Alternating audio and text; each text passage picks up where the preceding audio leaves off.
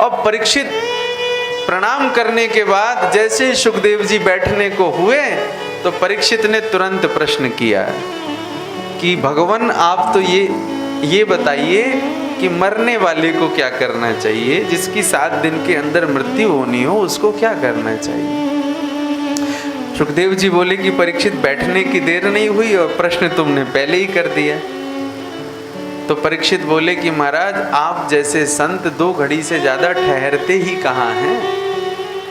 मैंने तो प्रश्न इसलिए कर दिया है कि अब तो आपको उत्तर देके ही उठना होगा, हैं?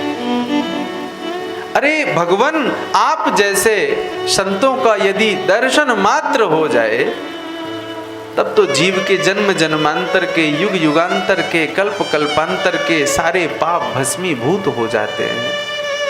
अरे आपका दर्शन के बाद यदि स्पर्श मिल जाए तब तो कहना ही क्या।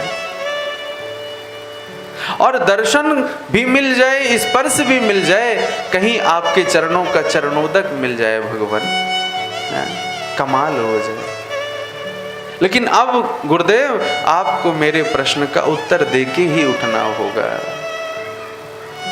और सत्य ही है बंधुओं, संसार में इंसान सब कुछ समझ लेता है, सब कुछ पढ़ लेता है, सब कुछ जान लेता है, लेकिन ये नहीं जान पाता कि जाना भी है,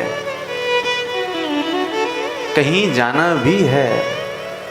और वो डेट, वो तिथि, वो समय, वो तारीख पक्की भी नहीं है। परीक्षित को तो कम से कम 7 दिन तो मिल ही गए थे कि 7 दिन में तुम्हारी मृत्यु होगी, तो परीक्षित को तो पक्का हो गया था कि 7 दिन में जाना है। लेकिन हमारा तो ये भी पक्का नहीं है कि हम कब चले जाएं। और देखो परीक्षित ने जो प्रश्न किया, म्रियमाणस्य किम कर्तव्यम, मरने वाले को, तो क्या परीक्षित अकेले मरने वाले हैं इस संसार में? क्या हम नहीं मरने वाले? यानी परीक्षित ने हमारे लिए प्रश्न किया था। और देखो परीक्षित ही 7 दिन में नहीं मर रहे, हम सब भी तो 7 ही दिन में मरेंगे। सोमवार, मंगलवार, बुधवार, गुरुवार, शुक्रवार, शनिवार, रविवार, 7 ही दिन तो होते हैं। और 7 ही दिन में हम भी मरेंगे किसी न किसी एक दिन में। हमारे लिए वो प्रश्न किया था।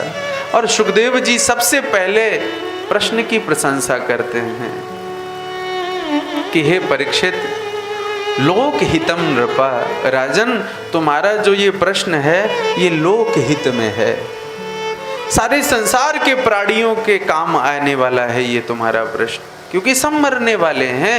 लेकिन सबसे बड़ी विचित्र बात यह है परीक्षित कि सब जान भी रहे हैं, देख भी रहे हैं, लेकिन पश्यन अपि न पश्यति, हमारे सामने लोग मर रहे हैं, हम उनको विदा करने भी जाते हैं, हमारे सामने लोग आते हैं, लेकिन फिर भी स्वीकार नहीं कर पाता जीव की हमें भी जाना है। केवल संसार में एक ही चीज सत्य है, वो है मृत्यु।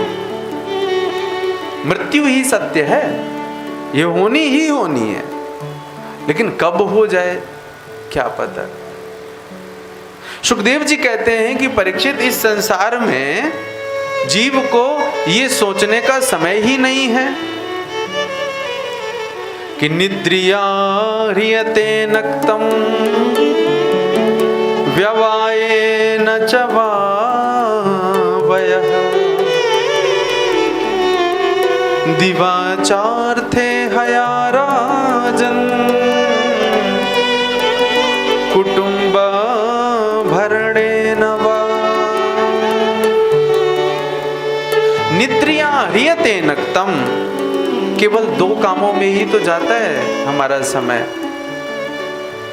दिन में या तो कमाने में जाता है और या तो निंदा स्तुति में जाता है।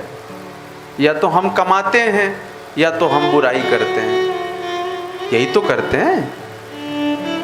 और दिन तो हमारा इन 2 कामों में चला गया, और रात बोले या तो सोने में जाती है या भोग विलास में जाती है, इसके अलावा तो कुछ जीव करता नहीं है। तो जब दिन हमारा निंदा स्तुति में कमाने में चला जाएगा, रात हमारी भोग विलास सोने में चली जाएगी, तो भजन कब करोगे भगवान को कब याद करोगे? लोग कहते हैं महाराज थोड़ा सा अच्छा समय आए, मूड ठीक हो, थोड़ा ये समस्याएं समाप्त हो, फिर हम भगवान का नाम लेंगे।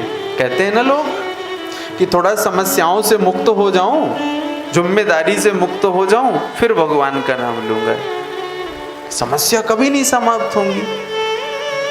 एक व्यक्ति सागर के किनारे बैठा था, बहुत टाइम हो गया उसको बैठे बैठे। पीछे से एक व्यक्ति देख रहा था कि ये बहुत टाइम से बैठा है, तो उसने पूछा कि भाई तू क्यों बैठा है? तो बोला मैं स्नान करने के लिए आया हूँ, मुझे स्नान करना है, मुझे नहाना है। तो बोले नहा क्यों नहीं रहा?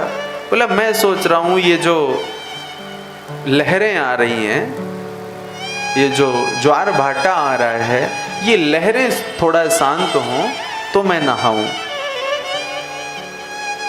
तो वो व्यक्ति बोला कि भैया तू वर्षों बैठा रहेगा, पूरा जीवन बैठा रहेगा, लेकिन ये सागर है, इसकी लहरें बंद होने वाली नहीं है, ये लहरें रुकने वाली नहीं है। उसी प्रकार से यदि आप ये सोच करके बैठे हो कि ये समस्याएं रूपी लहर समाप्त हो जाएं तब तुम नाम लोगे, तो पूरा जीवन निकल जाएगा, लेकिन समस्याएं कभी नहीं समाप्त होने वाली। पूरा जीवन समस्या ही है, तुम्हें समय निकालना पड़ेगा। क्या इन समस्याओं में तुम अपने लिए समय नहीं निकालते? सोते, कितनी भी बड़ी समस्या हो, क्या इंसान सोता नहीं है? क्या इंसान भोजन नहीं करता? क्या इंसान बेटा बेटी का विवाह नहीं करता? भाई वो तो सब कर ही रहे हो। बोले लेकिन भगवान का नाम नहीं ले पाता, और ये सोचने का समय नहीं है कि मुझे मरना भी है। लेकिन परीक्षित, भगवान तो उसको मिलते हैं, परमात्मा तो उसका मिलता है जिसने अपने जीवन के अंतिम क्षण को नहीं, अपने हर क्षण के अंतिम क्षण को संभाला होगा।